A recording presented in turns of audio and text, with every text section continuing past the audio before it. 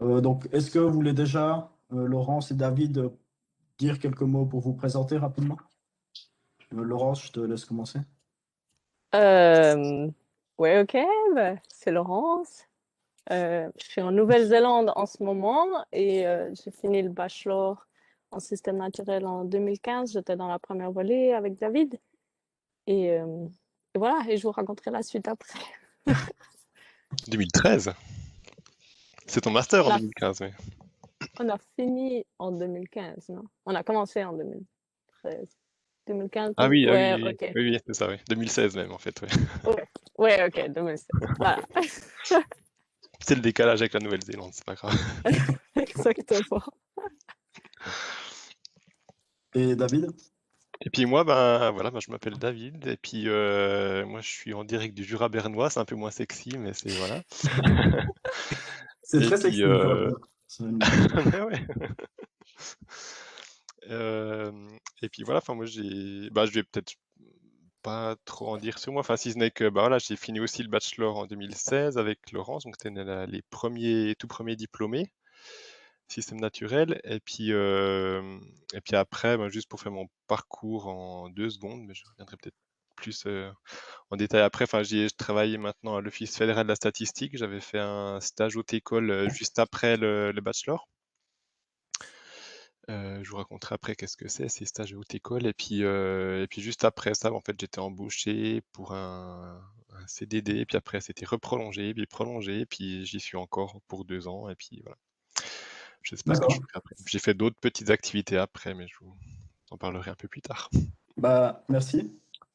Donc, on a prévu de la manière, de la façon. D'abord, on a un temps où les, les conférenciers font leurs conférences.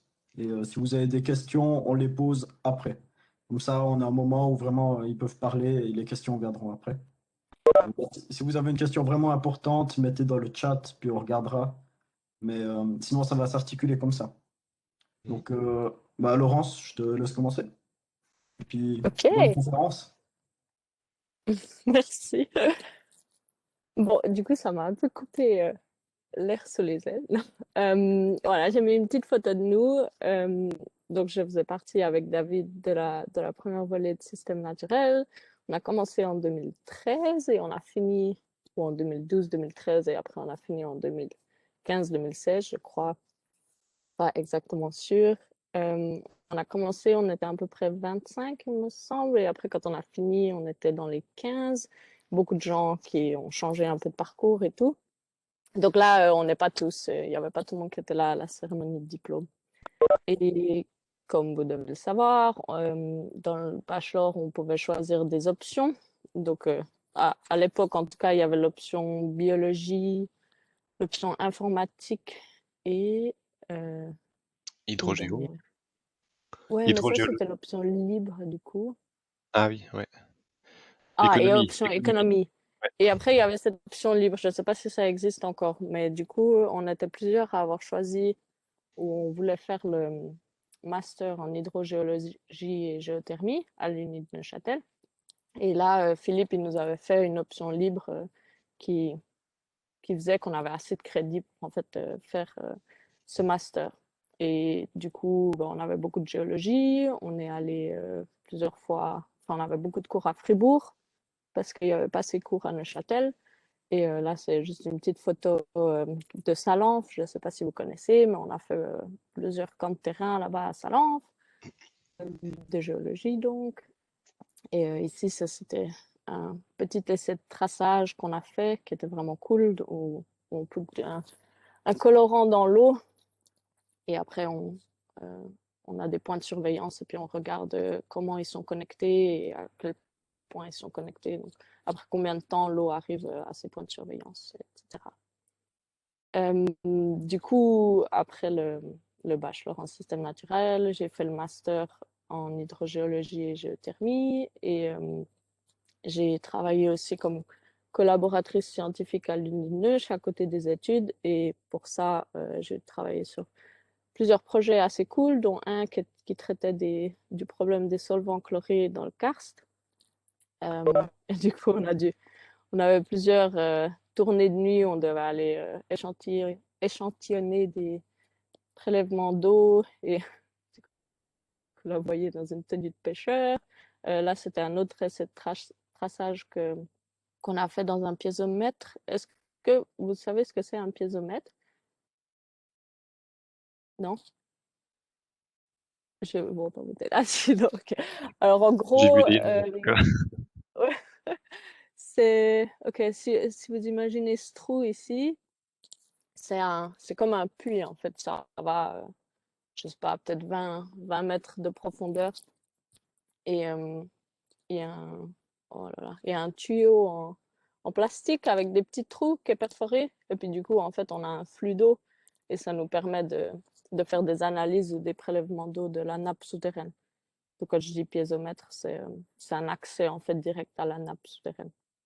Donc du coup, là, on a utilisé, c'était un site pollué et on voulait le connecter où on voulait voir si le site pollué était connecté directement à une rivière qu'on savait qui était polluée en solvant chloré. Et du coup, en mettant un colorant comme ça dans l'eau, si on le retrouve à la source, ben, on peut dire qu'ils sont connectés. Et on a aussi une estimation du temps que ça prend d'aller du point du site pollué à la source. Donc ça, c'était un projet assez cool. Et j'ai aussi fait un peu de laboratoire. Ça, c'était aussi des échantillons de solvants que je devais analyser. Là. Et après ça, enfin ça faisait partie de mon master. Du coup, on a dû choisir un travail de master. Et là, j'ai eu l'opportunité de partir en Nouvelle-Zélande pour la première fois. Donc la Nouvelle-Zélande, c'est là, si jamais vous ne savez pas. Et j'ai travaillé avec un institut de météorologie qui s'appelle NIWA. Et là, en fait, on a regardé l'impact des changements climatiques sur les... Oh, il y a des mots qui me viennent en anglais, pardon. Sur les centrales hydroélectriques. Voilà. Alors, ça, c'est juste un petit graphe pour vous donner une rapide idée. Mais en gros, ici, on a la puissance. Ça, c'était les données historiques jusqu'à 2005. Et après, ça, c'était les projections jusqu'en 2100. On a utilisé plusieurs modèles climatiques différents. Et après, je ne sais pas si vous connaissez CRCP 2.6, 4.5, 6 et 8.5. Mais en gros, c'est pas un changement de température là, je crois que c'est un changement de chaleur, ou en tout cas, c'est des différences en watts par mètre carré de à quel point la Terre aura plus de chaleur. Mais je me souviens plus. Enfin bref, ce qu'on pouvait voir, c'est que dans le cas le plus critique, où les températures sont les plus élevées, en fait, en Nouvelle-Zélande, c'est assez intéressant parce qu'on aurait plus de précipitations et du coup plus d'eau et du coup plus de puissance dans les centrales hydroélectriques. Voilà, donc ça c'est juste un petit détail. Quand j'étais en Nouvelle-Zélande, j'ai aussi eu la chance de pouvoir faire un peu de terrain. Ça c'est juste certaines vues. Ça ressemble pas mal à la Suisse en fait. Et après, ben, en tant qu'hydrogéologue, on est souvent dans la cambrousse et puis on cherche des sources et voilà, et on doit faire des prélèvements d'eau et d'autres choses. Et ça, c'était, ils faisaient des analyses sur l'impact de phosphate et de nitrate dans l'eau. Et là, du coup, il y avait des échantillons d'algues et puis ils faisaient des recherches de à quel point le nitrate ou le phosphate impactait sur ces algues. Voilà. Et ensuite, je suis revenue en Suisse, j'ai fini mon master. Et là, j'avais reçu une offre d'emploi pour revenir en Nouvelle-Zélande dans la compagnie qui s'appelle Beka. Ça, c'est un bureau d'études ou un bureau d'ingénieurs. Ils sont assez grands dans le Pacifique. Il y a à peu près 3000 employés et on était 12 hydrogéologues. Et voilà, depuis 2 ans, je travaille pour eux, ou je travaillais pour eux. Je viens de quitter mon job. Et là, j'ai eu la chance de faire pas mal de choses très différentes. Si on commence avec ce que je faisais à l'extérieur, ici, par exemple, c'est des puits dans la ville où j'étais, à Christchurch, donc des puits d'eau pour l'eau potable. Et ça, c'était à quoi ils ressemblaient avant que j'arrive, où ils étaient en plein dans la phase de transition. Mais en gros, c'est des chambres qui sont sous le sol, sous le niveau, ouais, sous le sol, souterraine peut-être. Et là, on voit que la qualité du puits, du tuyautage et tout ça, ça laissait vraiment à désirer. En plus, souvent, ces chambres, elles s'inondaient et ouais, il y avait un risque de contamination en fait qui venait depuis la surface, que ça s'introduise dans le réseau d'eau. Et ils avaient eu, je crois, dans le nord de la Nouvelle-Zélande, un problème de contamination où il y avait eu tout un village qui avait été contaminé. Et du coup, en fait, ils ont passé en revue tous les puits qu'ils avaient dans toutes les villes en fait en Nouvelle-Zélande et ils ont commencé à faire un énorme travail d'amélioration de ces puits au niveau de la sécurité de la source d'eau pour assurer qu'il n'y ait plus de contamination. Et du coup, on est passé de ces trucs un peu rouillés et très sales et ouais, avec plein de toiles d'araignée et tout. Ça, c'est l'amélioration. Donc, en fait, au lieu de les avoir sous le sol, ils les ont surélevés pour que tous ces accès, en fait, soient au-dessus du niveau d'inondation. Parce qu'il faut dire qu'en Nouvelle-Zélande, ça arrive assez souvent que ça s'inonde. Et du coup, ça, c'est des accès d'air. Il y a d'autres choses et tout. Et puis, c'est beaucoup plus sécurisé, c'est beaucoup plus propre et tout ça. Voilà. Alors ça, c'était un grand projet auquel j'ai participé. Ça avait demandé beaucoup de travail. Ici, on faisait des analyses de contamination sur un sol. Alors là, ce qu'on voit, c'est une foreuse et des foreurs. Et du coup, là, on faisait des échantillons de sol et d'eau pour analyser la contamination qu'il y avait. Ici, on avait toutes ces combinaisons parce qu'il y avait un risque de trouver de l'amiante. Et du coup, il fallait complètement se protéger. Ça, en tant qu'hydrogéologue ou en tant que géologue en général, vous allez souvent retrouver des échantillons de sol qu'il faut du coup loguer. Je ne sais pas si vous avez déjà fait. Non, peut-être pas. Mais en gros, il faut décrire ce qu'on retrouve. Et du coup, en tant qu'hydrogéologue, ben, on s'intéresse beaucoup au gravier ou à tout ce qui a l'air un peu plus conductif parce que souvent, ça veut dire qu'il y a de l'eau. Voilà. C'est d'autres campagnes de forage qu'on avait fait. Alors, j'ai eu la chance de pas mal pouvoir voyager en Nouvelle-Zélande et on a fait des petits trous un peu partout. Voilà, pas grand-chose à dire. Et puis, bah, voilà, ici encore, on avait plein de petits cartons et il fallait juste décrire tout ce qu'on voyait. Alors, ça prend toujours beaucoup de temps et c'est assez minutieux. Et l'autre partie de moi, dans un bureau, là, vous voyez, vous me voyez moi. C'était une compagnie qui aimait bien les open space, donc on était tous à un endroit ils disaient que c'était pour faciliter la communication. Et après, j'ai eu la chance de pouvoir travailler sur plusieurs modèles, des modèles géologiques et des modèles d'analyse d'eau souterraine ou de flux souterrains. Ça, c'est le modèle en soi, mais il n'est pas très joli. Alors, je vous ai mis une autre image qu'on avait du rapport où ouais, je ne vais pas rentrer dans les détails, mais on doit mettre des conditions de bord et des trucs comme ça. Et après, on a des réponses assez cool. On peut faire des analyses vraiment cool. Ça, c'est une autre partie de notre job en tant qu'hydrogéologue. On peut faire des modèles conceptuels, comme on appelle ça. C'est que, du coup, si on fait des piézomètres, ça vous donne une idée dans une coupe verticale. On a comme ça du coup un tuyau qui va dans le sol et là c'est perforé pardon, une fois qu'on atteint la nappe.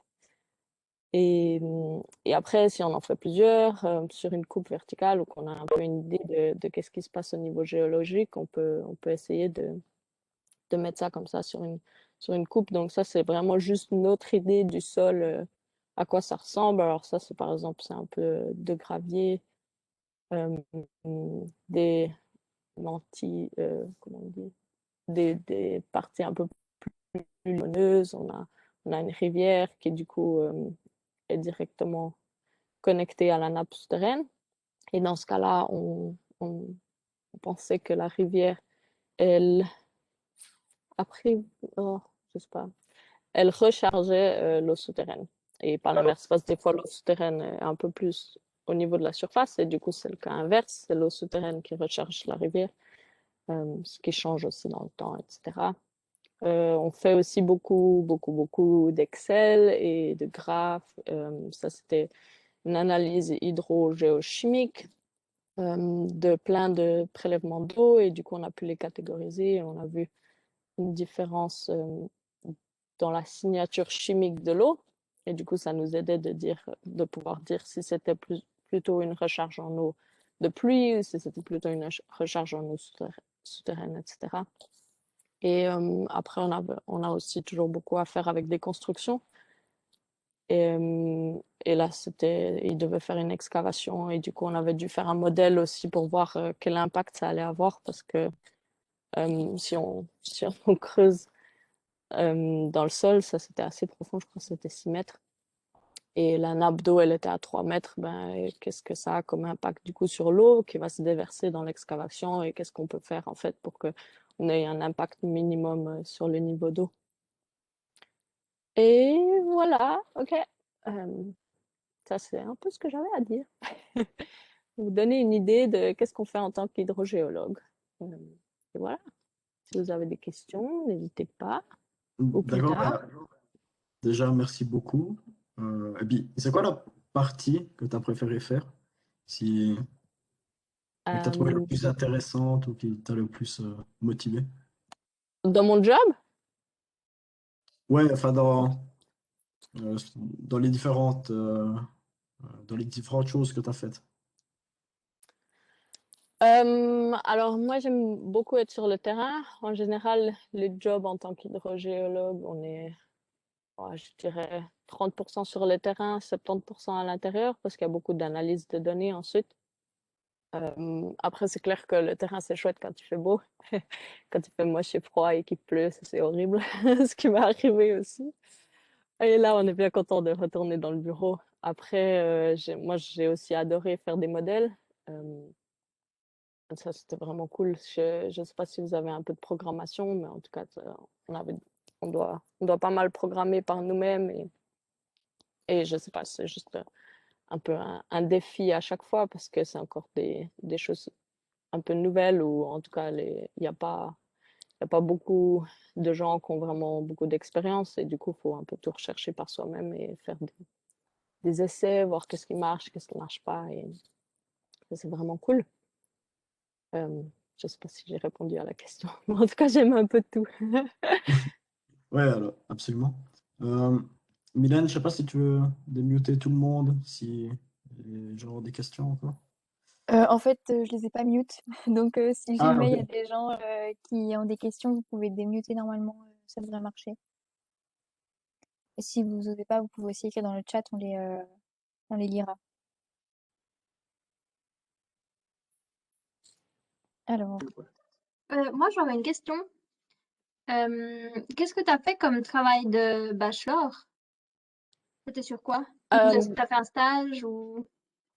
ouais, alors pour mon travail de bachelor, c'était avec ce projet Chlorocars dont j'ai parlé rapidement. C'était avec la compagnie EOD, SARL, c'est la femme de Philippe en fait, Philippe Renard qui a cette compagnie et du coup on a regardé l'impact des solvants chlorés sur non, l'impact des solvants chlorés dans le karst. En fait, je crois que pardon, je devrais être plus au clair vu que c'est moi qui fais ça.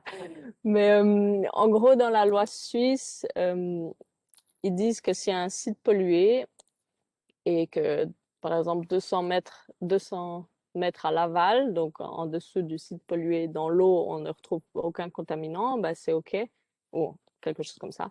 Mais dans le karst, comme c'est des conduits, on ne peut pas vraiment définir de 200 mètres à l'aval. Alors, qui essayait de redéfinir la loi par rapport à ces contaminants pour le karst spécifiquement. Et du coup, on a fait des tests sur des capteurs passifs. C'est des petites boîtes ou comme des petites chaussettes qu'on mettait dans l'eau à des sources ou bien dans des piézomètres, comme j'ai dit. Et après, en fait, il y avait un absorbant. Et du coup, on les laissait par exemple pendant 1 semaine ou 2 semaines. Et après coup, on pouvait voir à quel point il y avait de la contamination ou pas. Parce que avec le karst, ce qu'il faut savoir, c'est que des fois, on a des grands flux d'eau et des fois, on n'en a pas du tout. On ne sait pas vraiment où l'eau est. Enfin, tout est très compliqué dans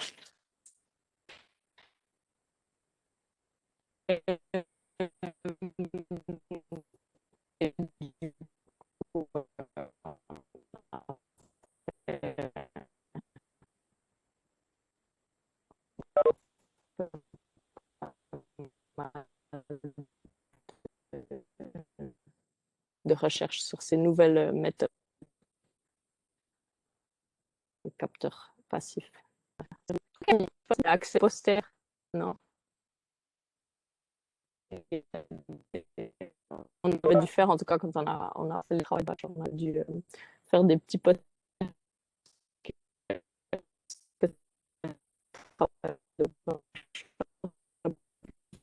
Il avait dit que c'était le suivant. Et ben non. Ok, pas grave. Je vais te l'envoyer, Mylène, si tu veux. Je peux te l'envoyer quelques-uns.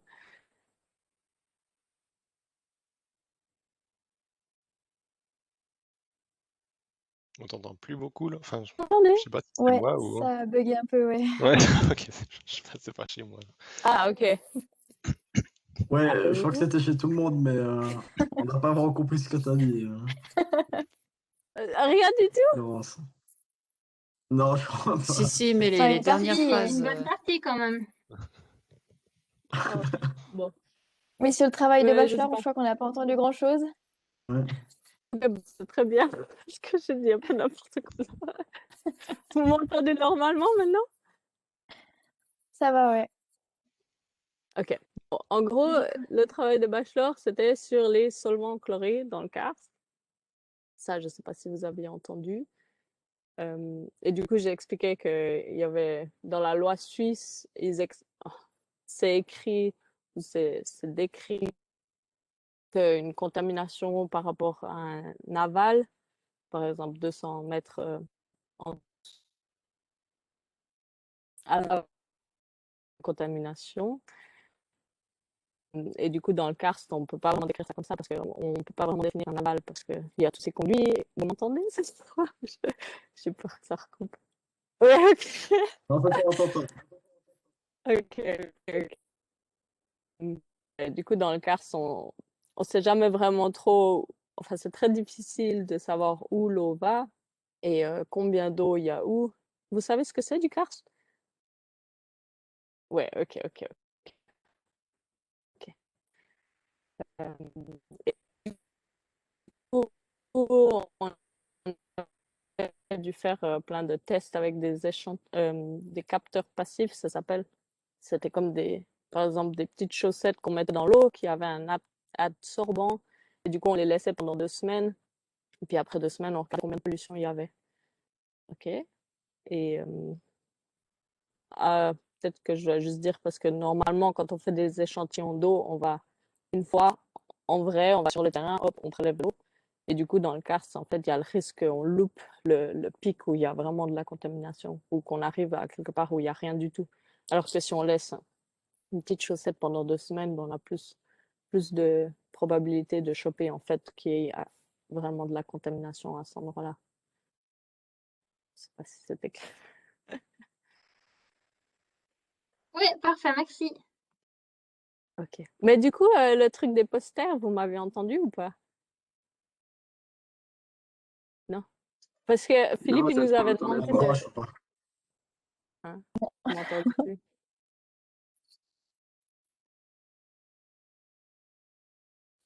J'ai loupé ça.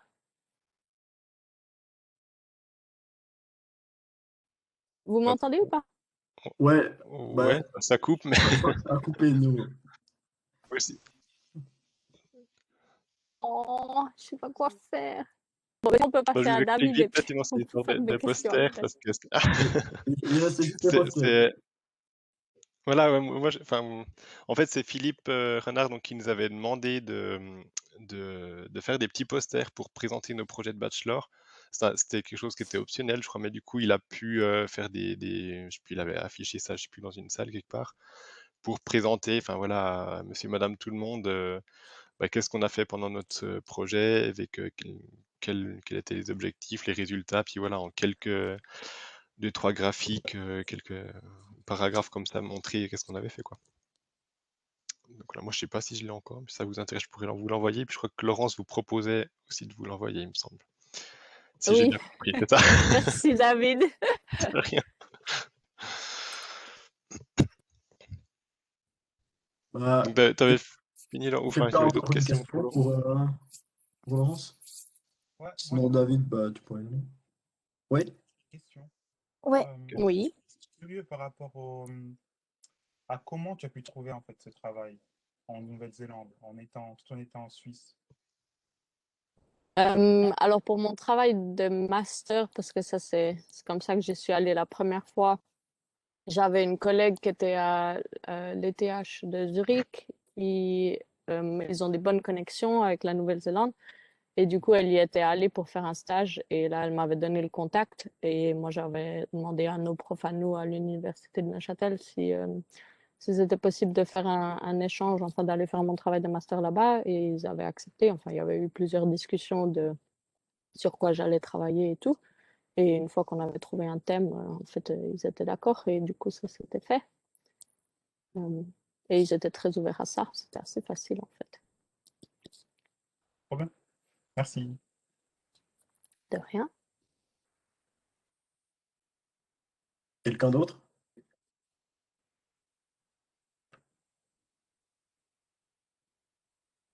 Voilà, si c'est pas le cas, David, à toi l'honneur, je crois. Et mais encore, merci beaucoup, Laurence, pour Ah, mais il n'y a pas de souci. pour ta présentation très intéressante. Alors pour moi, je sais pas ce qui vous intéresse un peu, c'est un peu plus le parcours, comment on est arrivé au bachelor, qu'est-ce qu'on a fait après, c'est ça en gros, si j'ai bien compris. Donc ce que je vous propose, c'est que je parte un peu depuis le départ parce que j'ai pas un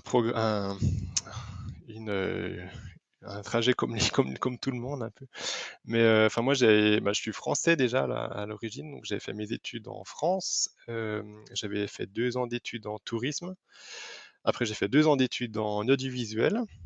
Donc j'ai travaillé après pendant 5 ans, à peu près 5 ans dans les métiers de la vidéo, donc surtout comme monteur vidéo, mais aussi caméraman. Je suis parti 6 mois en Angleterre pour faire enfin juste après mes études en audiovisuel, j'étais parti 6 mois en Angleterre faire un stage, là-bas en fait. C'était le programme Leonardo, enfin que l'Union européenne proposait des stages Leonardo. Donc c'était en entreprise, dans des familles, etc. Donc c'était vraiment cool pour ça.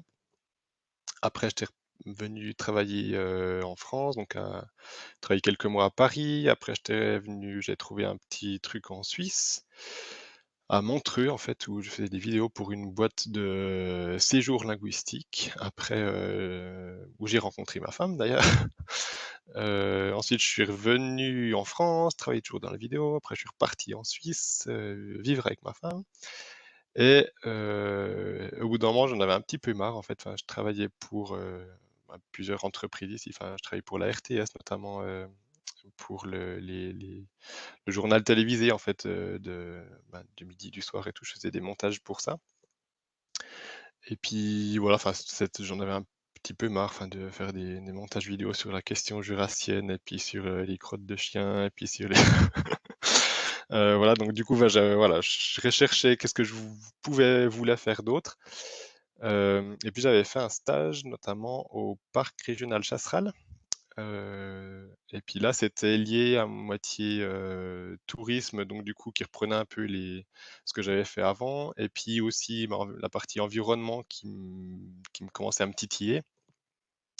Et puis je me suis dit, ben voilà, enfin, ce stage que j'avais fait au parc Chasseral, je m'étais dit, si je veux continuer dans ce thème de l'environnement, de l'écologie et tout, il faut que je reprenne les études et puis voilà, que je repasse par la case départ, on va dire ça comme ça. Donc j'avais repris les études, voilà, enfin, je sais plus quel âge, 26, 27 ans, un truc comme ça. Donc j'avais repris le bachelor qui venait de se créer, puis je me dis, bon, ben voilà, ça vient de se créer, donc c'est fait pour moi, donc je me lance. Et puis voilà, après, bah, toujours pendant mes études, en fait, moi j'ai toujours continué un peu à travailler parce que bah, voilà, j'avais mon appart qu'il fallait payer. Et puis du coup, bah, je continuais à bosser ben, autant à la RTS que dans des petits jobs à côté. Enfin, j'étais prof de français aussi dans une école de français langue étrangère. Enfin voilà, tous les petits jobs d'étudiants, mais qui me plaisaient bien, puis qui surtout m'avaient vachement aidé à rester un peu connecté un peu au monde du travail aussi, puis parce que les études c'est bien, mais on a juste un papier après en fait, enfin, un diplôme c'est juste un bout de papier, puis une ligne sur le CV, mais s'il y a d'autres lignes sur le CV, ça, ça parle un peu plus après aux employeurs. Donc moi ce que je vous conseille déjà, c'est que si vous pouvez faire des petits trucs, même si c'est une fois de temps en temps le soir ou des appoints comme ça, enfin gardez quand même un petit truc comme ça, même si ça rapporte pas des masses au début, mais ça vaut assez cher en fait après. Parce qu'après, vous pouvez développer dans les entretiens d'embauche, ben, j'ai fait ça, puis j'ai pu acquérir telle capacité, etc., compétences et tout. Puis donc après ce bachelor, donc en système naturel, moi en fait, j'avais pas forcément envie de faire de poursuivre en fait en master. Déjà au départ, quand je suis parti, je m'étais dit 3 ans d'études, voilà, ce sera déjà bien assez. Mais après, quand on a 18-20 ans, c'est pas du tout la même chose, hein, j'avoue. Et puis moi, j'avais orienté un peu mon orientation, donc c'était cette option libre qui existait à l'époque, donc je sais pas si c'était toujours d'actualité. J'avais vraiment choisi des cours en fait qui me plaisaient, en fait, je voulais vraiment me faire plaisir. Et puis du coup, j'ai fait des excursions avec l'université de Fribourg. J'ai fait des cours en aménagement du territoire à la fac en bas là, fac de lettres sciences humaines là. J'avais fait des cours de quoi, je sais plus, enfin pas mal de petites choses comme ça. SIG, mais je crois SIG c'est pour tout le monde, je sais plus. Enfin bref, des choses comme ça, plus géographie et tout, ça m'intéressait bien. Et puis après, bah, j'ai arrêté l'uni et voilà, j'ai continué mes petits jobs d'étudiant, puis je voulais vraiment chercher quelque chose un peu intéressant, puis j'avais fait un programme qui s'appelle Jeunes at Work. Donc c'est je pourrais vous envoyer le lien après. Je me note, comme ça je vous envoie les liens, je pense que ça existe toujours. Et puis c'était un programme, c'était quelques jours en fait où on essaie d'aller, d'identifier en fait quel métier on voudrait faire déjà, parce que c'est pas toujours évident quand on sort d'études de vraiment qu'est-ce qu'on veut faire. Et puis d'essayer de trouver des personnes qui font ces métiers-là, et puis essayer de comprendre comment elles ont comment elles en sont arrivées là. Donc c'était bien, ça permettait aussi de se sortir un peu les doigts, parce que des fois on n'ose pas toujours aller frapper à la porte des gens qui font les mêmes métiers que nous, enfin qu'on voudrait faire en tout cas. Et puis voilà, ça permettait vraiment voilà, d'avoir une excuse pour le faire, d'avoir le culot, de se payer ce culot-là. Et en fait, après ça, juste pendant ce programme-là, en fait, on continue à chercher, enfin, travailler nos candidatures, notre CV, travailler sur nos compétences, essayer de se vendre, de trouver qu'est-ce qui nous correspond, qu'est-ce qui nous plaît et tout. Et puis j'avais postulé pour un stage haute école, donc c'est des stages qui sont proposés par la Confédération. Donc tous les offices fédéraux, enfin, tout ça propose des stages haute école qui sont faits pour les étudiants en bachelor et en master, et on peut les faire dans l'année qui suit l'obtention du diplôme. Donc moi, j'avais passé mon diplôme en juin 2016. Et puis en septembre, octobre, voilà, quelque chose comme ça, à la fin de l'année, j'avais postulé pour ça, puis j'ai été pris pour ce stage. Ça avait a priori pas grand-chose à voir avec l'environnement. En fait, c'était donc à l'OFS, donc l'Office fédéral de la statistique, cette grande tour vers la gare, là, à Neuchâtel. Et c'était en gros pour le registre des bâtiments et logements. Donc c'est une base de données en fait avec tous les bâtiments qui existent en Suisse et les logements, d'où le nom. Et mon but c'était de trouver des sources de données secondaires, enfin des sources de données externes en gros, pour mettre à jour les données énergie des bâtiments. Je peux peut-être vous présenter en fait mon écran, juste pour vous. Ouais,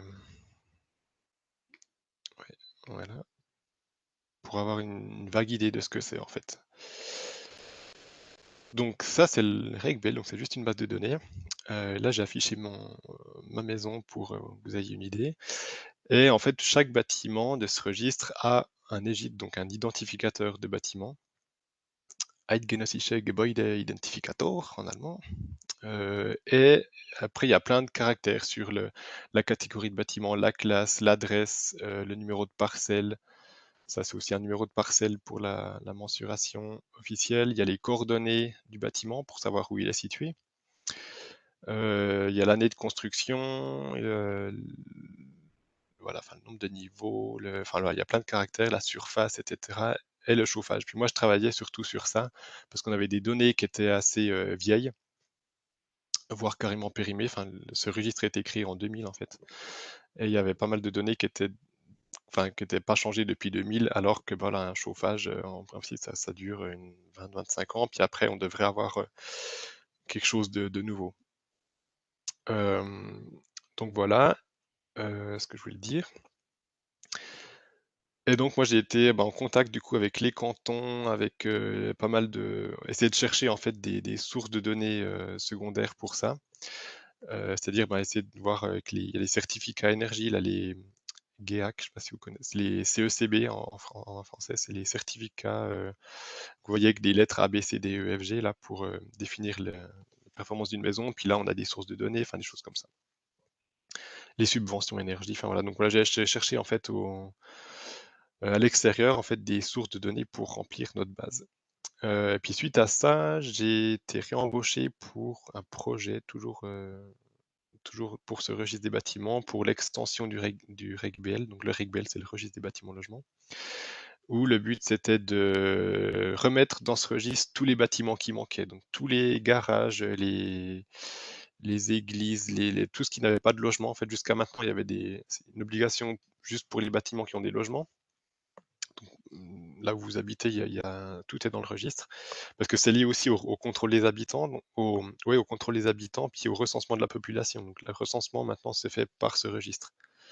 Donc on sait que dans la maison où vous habitez, il y a X logements, puis dans chaque logement, il y a tant de personnes, etc. Et puis ça permet d'éviter de faire des questionnaires qui coûtent des millions tous les ans. Enfin, je sais plus, c'est tous les 5 ans, 5-10 ans, je sais plus. Et puis maintenant, donc voilà, il faut tous ces bâtiments sans usage d'habitation, donc les églises, les écoles, les garages, les bâtiments souterrains, tous ces trucs qui n'étaient pas dedans. Donc voilà, plus rien à voir avec l'environnement, mais j'ai quand même appris pas mal de choses en fait.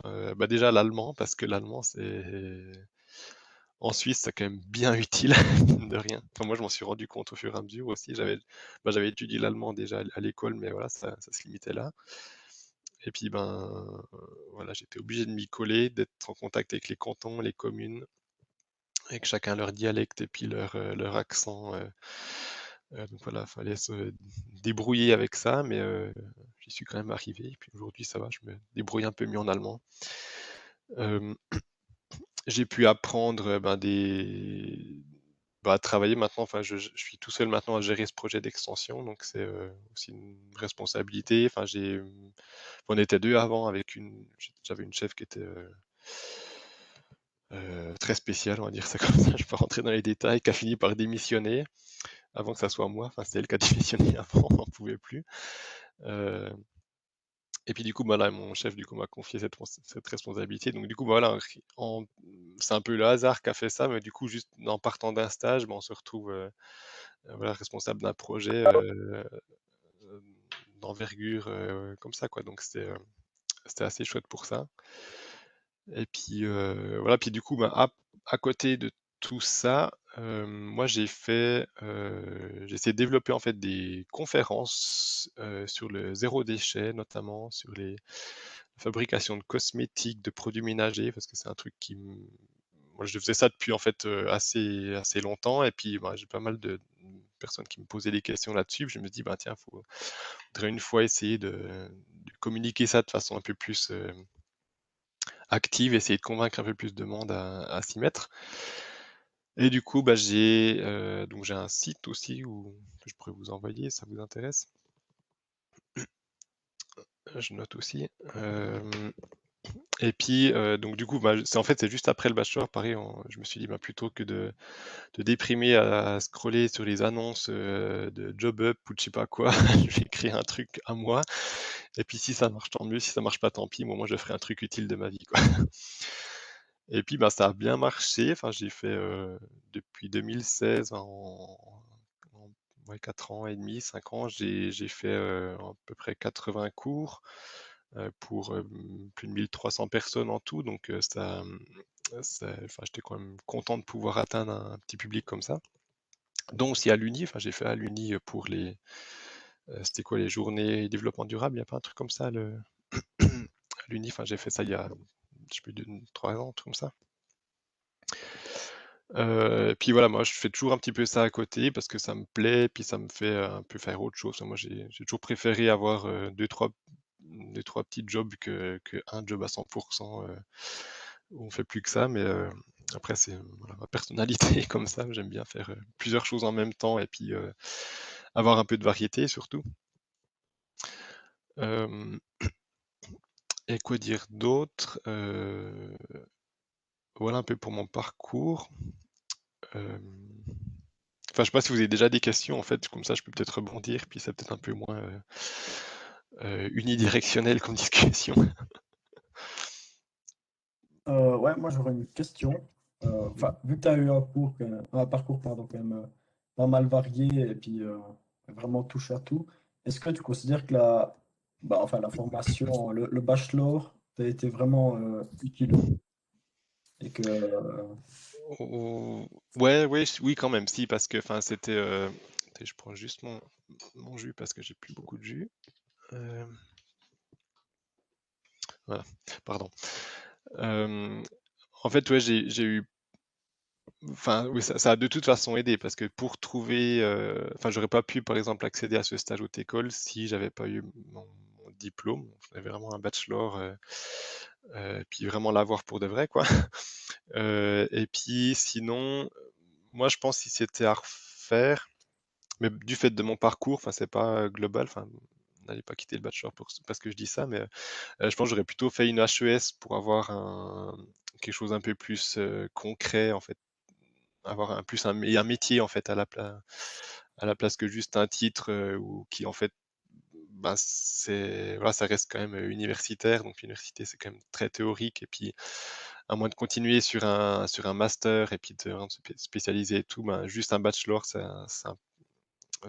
universitaire, c'est un peu juste. Alors après, moi, j'avais ben, la chance d'avoir pu bosser avant, puis d'avoir un peu d'expérience qui avait, bah, du coup, c'est un peu un atout en plus par rapport à d'autres candidats, du coup, je pense. Mais je pense, je regrette vraiment pas du tout. Enfin, j'ai vraiment beaucoup aimé ce bachelor. Puis, enfin, il y a vraiment pas mal de cours très bien. Mais après, c'est plus au niveau débouché que c'est peut-être un peu moins adapté à ce que j'aurais eu besoin, je pense. Mais cela dit, enfin, voilà, ce bachelor m'a très bien suffi pour démarrer en tout cas ma carrière. Et puis en fait, je pense surtout ces diplômes, c'est vraiment pour démarrer une carrière. Enfin, après, une fois qu'on a 5-10 ans d'expérience, enfin, le diplôme vaut plus grand-chose en comparaison de l'expérience qu'on a eue, des relations qu'on a eues avec, pour des projets dans des boîtes spécifiques et tout, quoi. Enfin, on est plus identifié après à notre carrière plus qu'à un autre bout de papier, quoi. Enfin, voilà, on se comprend. C'est pas pour dénigrer le bachelor. Enfin, moi, j'ai vraiment apprécié. Puis je trouvais vraiment qu'un des gros atouts de ce bachelor, c'était la pluridisciplinarité. Moi, j'aurais pas pu faire juste bio ou juste hydrogéo ou juste, je sais pas quoi. Enfin, le fait d'avoir vraiment un peu d'économie, de bio, enfin de géologie et tout, enfin, c'est vraiment un atout énorme en fait, je trouvais. Puis le fait d'avoir encore 3 ans du coup pour se décider pour un master, enfin pour ceux d'entre vous qui veulent faire un master, d'avoir encore ces 3 ans pour se dire ben je peux encore, enfin en tout cas la première année c'est tronc commun pour tout le monde, si c'est toujours comme ça en tout cas. Ben, on se laisse un peu plus le temps de voir, de tester, et puis voilà, d'avoir des opportunités après différentes après quoi. Ouais. Voilà, je sais pas si ça Euh, répond. Moi, je Ouais, voulais te bah, poser une merci question. beaucoup. Ouais. Je voulais te demander si tu avais pris la nationalité suisse, du coup. Oui, alors depuis 1 mois et demi, je suis suisse maintenant. Parce que ben, voilà, je suis marié à une Suissesse, du coup, une Zurichoise. Et puis du coup, bah, j'ai pu faire la procédure facilitée pour demander la naturalisation.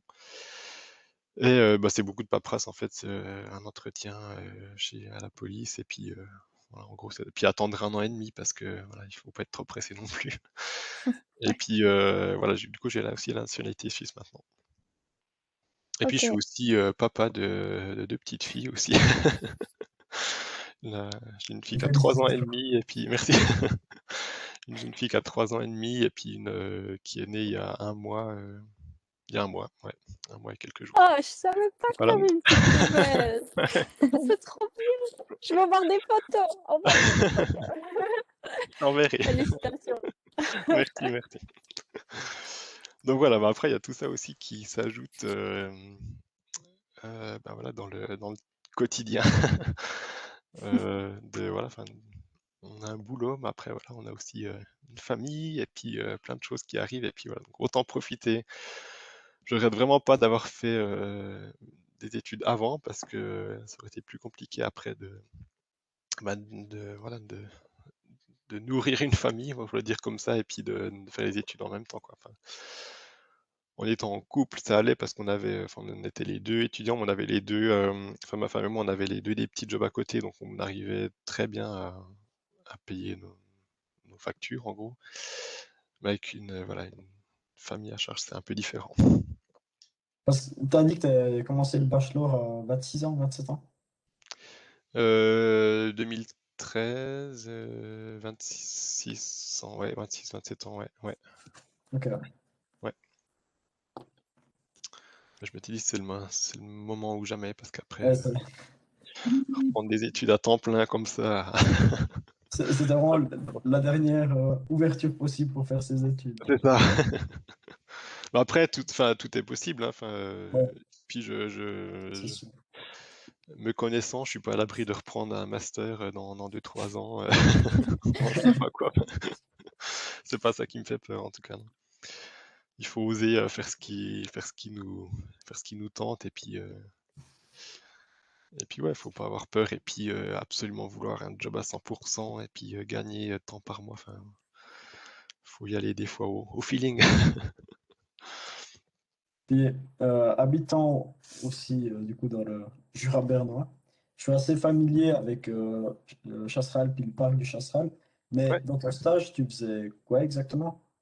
Enfin, c'était en relation avec la nature ou c'était plus en relation avec ton ancien travail? Jein, comme ils disent en allemand, c'est oui et non. Enfin, c'était lié surtout en fait. Enfin, c'était moitié à l'office de tourisme. Donc, enfin, le parc Chasseral à l'époque, parce que plus maintenant, gérait aussi l'office de tourisme. Donc, c'est les bureaux du parc sont à l'étage, et puis l'office de tourisme en bas, en gros, à Saint-Imier. Et moi, j'étais donc à mi-temps, en gros, pour l'office de tourisme. Donc, c'est vraiment de l'accueil, mais c'est ce que j'avais fait pendant mes études, enfin mes premières études en tourisme. Et puis l'autre moitié, c'était ben, plus en soutien en fait au projet du parc en fait, mais c'était plus, bah, je gérais par exemple toutes les animations écoles, donc les inscriptions des écoles, chercher des guides, Tout ça, je m'occupais du site internet, des actualités du site, du catalogage des photos. J'ai fait un peu les brochures aussi, donc un peu de graphisme. Donc voilà, c'était un stage, hein, donc c'était pas non plus hyper passionnant, mais voilà, en tout cas, ça permettait de toucher un peu à tout, d'être en contact avec avec pas mal de monde, mine de rien, de se créer un petit réseau, ce qui est très important. N'oubliez jamais le réseau. C'est comme ça qu'on trouve la plupart des emplois, hein. D'où l'importance de tous ces petits jobs qui se mettent quand même qui permettent de se mettre en contact avec un milieu professionnel. Et puis en gros, voilà, c'est un peu ça mon stage, quoi.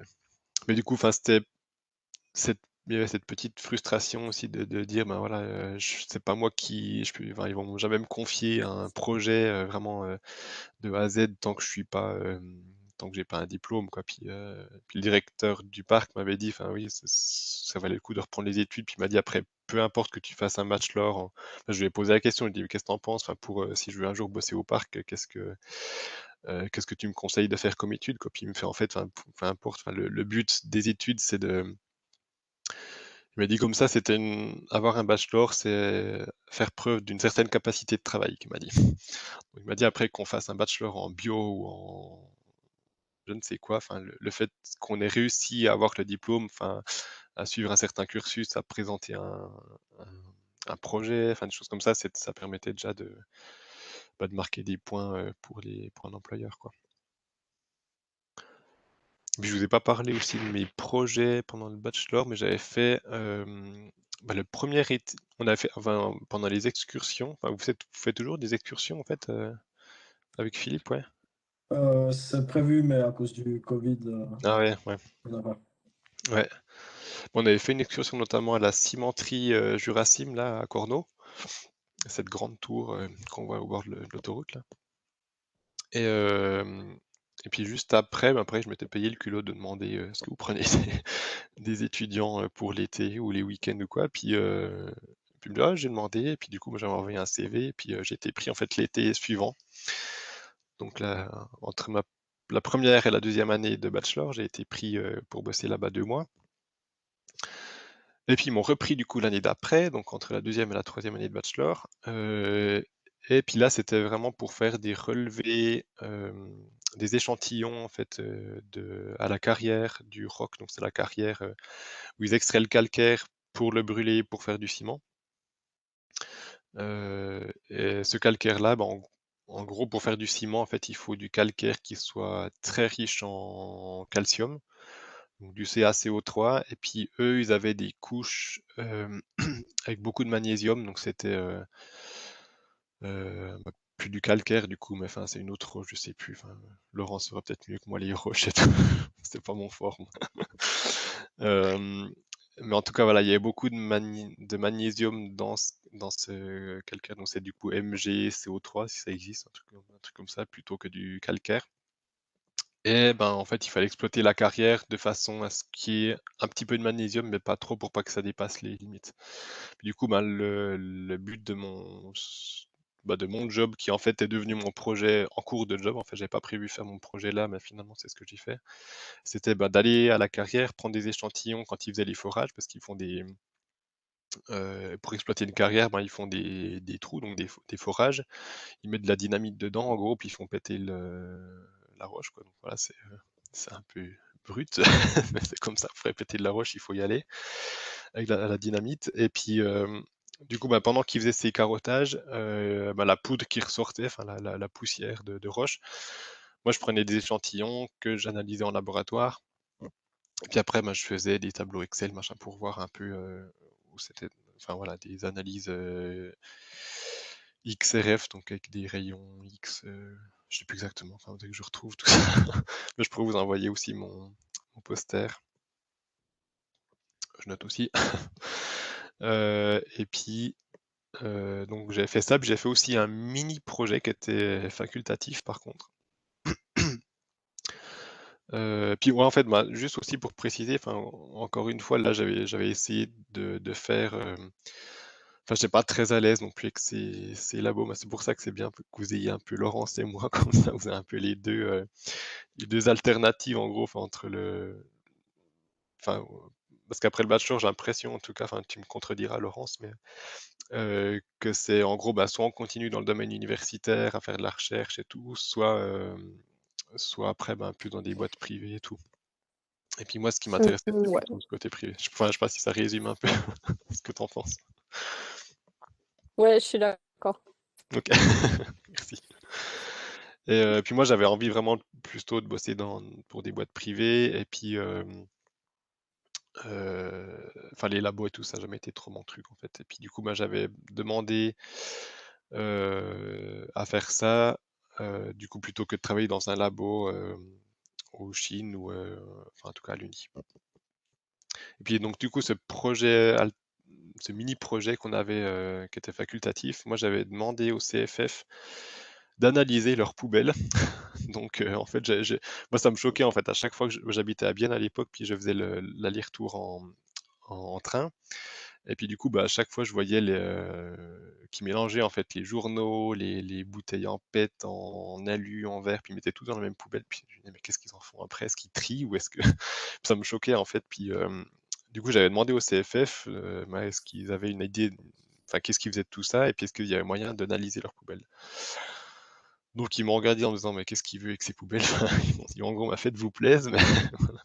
Donc du coup, ils m'ont laissé accès aux poubelles des trains en fait. Donc j'ai tout ressorti, trié, pesé. Et puis ma conclusion en fait, c'était que il y avait, je sais plus, à peu près 60% des matériaux qui étaient dans des poubelles qui étaient enfin qui étaient valorisables, donc ils pouvaient être triés et valorisés. Et du coup, c'était un peu ça en fait mon projet. Enfin, c'était de quantifier un peu ça, de faire des échantillons et tout pour avoir une idée là-dessus. Mais à l'époque, déjà, les CFF, ils commençaient dans certains trains, à certains horaires où c'était un peu pratique à récupérer le papier. Et puis ils avaient en gros deux bennes. Avant, ils mettaient tout à la poubelle, puis du coup, ils payaient l'incinérateur pour brûler leurs déchets. Et puis après, une fois qu'ils ont commencé à trier le papier, ils avaient une benne papier, une benne déchets. Et puis en fait, le papier, ils le revendaient plutôt que de payer pour l'incinérer, donc ils le vendaient comme matière première, du coup, comme c'est du recyclage.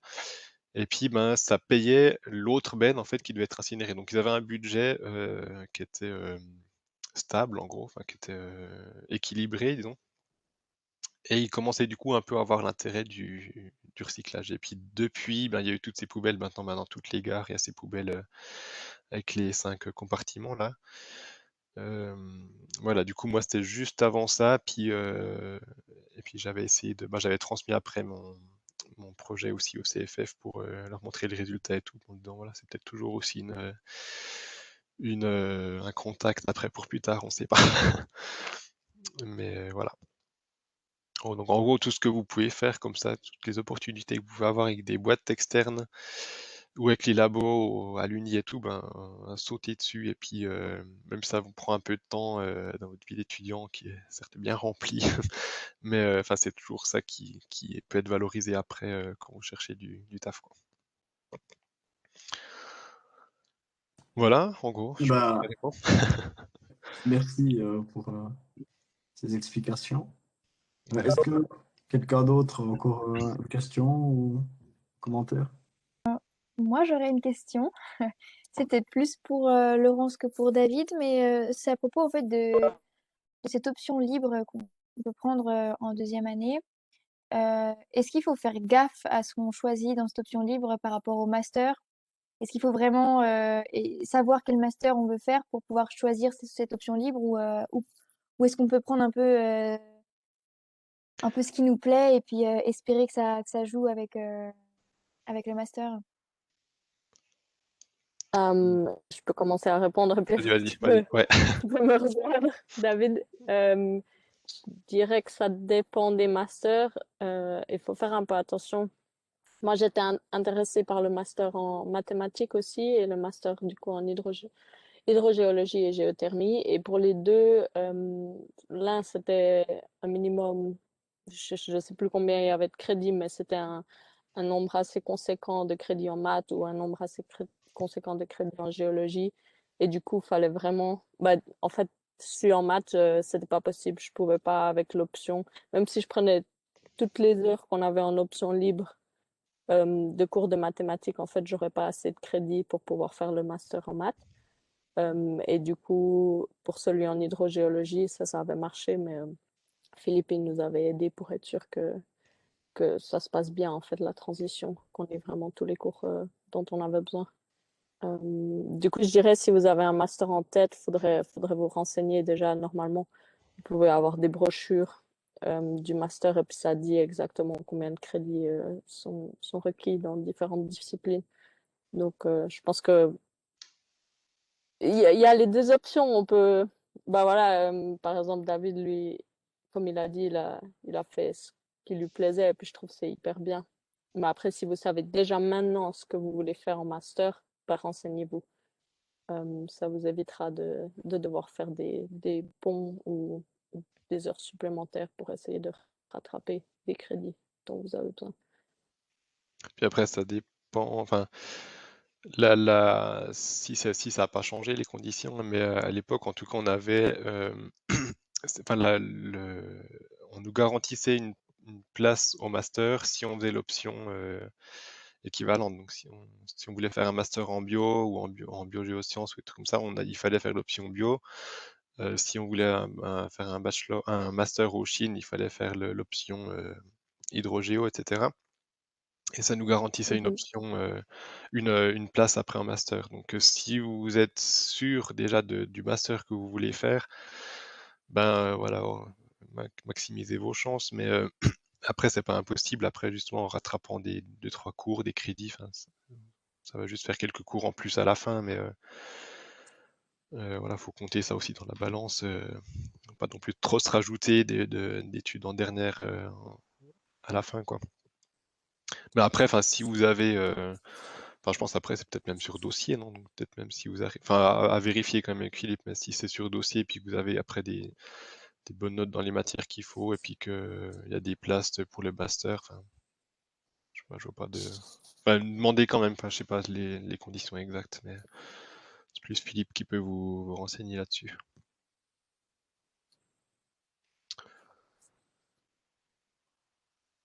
Voilà, vous avez d'autres questions? Ok, merci beaucoup.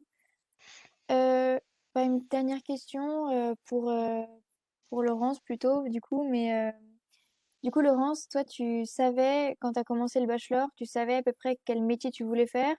Ou est-ce que c'est en commençant ce bachelor que que t'as un peu choisi ce que tu voulais faire ensuite? Euh, j'ai commencé, j'avais aucune idée. Ce que je savais, c'est que l'environnement m'intéressait et que j'aimais un peu toutes les disciplines. Je voulais pas vraiment aller seulement en biologie ou seulement en maths ou seulement en physique. Vous m'entendez? Ouais. Vous m'entendez? Oui, oui. Oui, Ah, on ok. t'entend, ouais. Sans stress. Non. Qu'est-ce que je disais? Ouais, du coup, j'avais aucune idée, mais je savais que j'aimais un peu toutes les différentes disciplines. Donc, c'est vraiment ce qui m'a plu aussi dans le bachelor.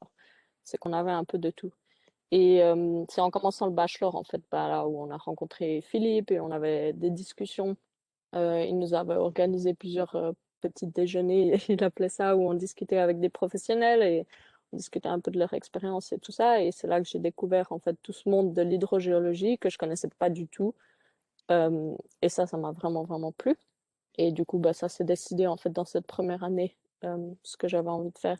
Et après, du coup, j'ai choisi cette option-là.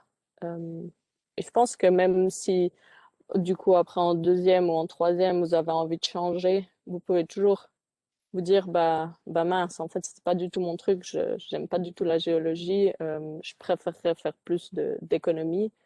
Ben, vous pouvez toujours encore changer et après, il faut juste essayer de compenser, en fait, les crédits qui vous manquent. Mais ouais, du coup, ça s'est fait un peu au fur et à mesure que j'ai commencé le bachelor. Ok, merci. Est-ce qu'il y en a encore qui ont des questions après ça? Ça n'a pas l'air. Donc, je pense qu'on va s'arrêter là pour ce soir. Donc, merci à Laurence et David d'être venus, enfin venus entre guillemets, d'avoir en tout cas fait acte de présence sur WebEx. merci à tout le monde d'être venu et d'avoir participé à cette conférence. Et si ça a plu, on continuera certainement d'en faire quelques-unes dans le semestre. Donc voilà, j'espère que ça a apporté un peu à tout le monde. Et puis je vous souhaite une bonne soirée. Bonne soirée, merci Merci beaucoup pour beaucoup d'avoir été l'invitation. là Merci beaucoup. et d'avoir organisé. Ouais. Et puis si jamais il y en a qui ont besoin de plus de liens ou de contacts ou quoi, ou d'infos, moi je reste en tout cas volontiers à disposition Ouais. par De toute email, même façon, David, téléphone. ce que tu as dit que tu allais nous envoyer, je pense que tu vas les Ouais, envoyer à moi ou à l'asso et puis je les ferai passer à ce moment-là. ouais, Et puis je ok, ouais. pourrais aussi faire passer vos mails, comme ça, si jamais ils ont encore des questions, ils pourront vous contacter si ça vous va. Ouais, parfait, ouais. N'hésitez pas. Ouais, on est là pour ça. Merci beaucoup. Exactement. Alors bonne Bye soirée. bye. Bonne soirée. Ciao. Merci pour l'invite. Bonne soirée. Ciao.